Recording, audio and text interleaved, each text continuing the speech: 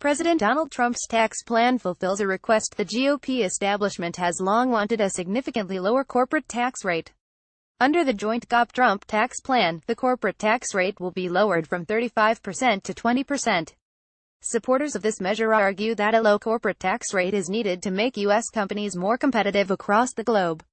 In speeches pitching his tax plan to the country, Trump claims the U.S. has the highest corporate tax rate in the world, even though the truth is more complicated than that. He and other Republicans also argue that a lower corporate tax rate would create more jobs because corporations will use the money that is no longer tied up in taxes to create more jobs and higher wages. However, multiple studies have shown that this won't be the case. According to new analysis from Stephen Rosenthal, a senior fellow at the Urban Brookings Tax Policy Center, the only group significantly benefiting from a lowered corporate tax rate are wealthy foreign investors. Analysis by Rosenthal finds that roughly 35% of U.S. corporate stock is owned by foreign investors.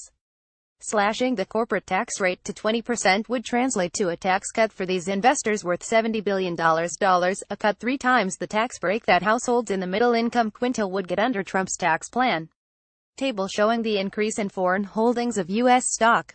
Credit tax note SUS. Tax reform may inevitably allow incidental benefits to foreigners. But the windfall to foreigners from lowering U.S. corporate income tax rates from 35% to 20% is exceptionally large, Rosenthal wrote.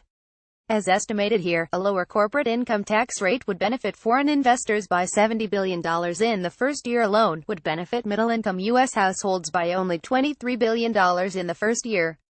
Rosenthal's analysis that wealthy individuals will get some of the biggest tax cuts from Trump's middle-class tax plan backs up preliminary analysis from the Tax Policy Center that estimates 80% of the tax cuts would go the top 1%.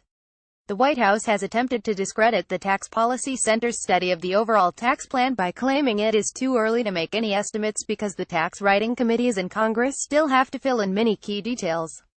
The administration, however, does not seem to believe it is too early to make sweeping claims about the tax plan without providing substantial measures or numbers to back them up. Many in the middle class would face tax increases. Economists have long argued that shareholders bear the largest burden of corporate tax cuts. In other words, they receive the most benefits when these taxes are cut. The Trump administration, however, is estimating that these tax cuts will help contribute to what he calls the biggest tax cut in history, even going so far as to say that the average American household would see a $4,000 boost in income. This estimate, however, assumes these corporations would put their newly freed up cash back into the hands of workers in the form of higher wages, rather than invest in automation or return that money back to investors in the form of stock dividends, which many economists argue will likely happen.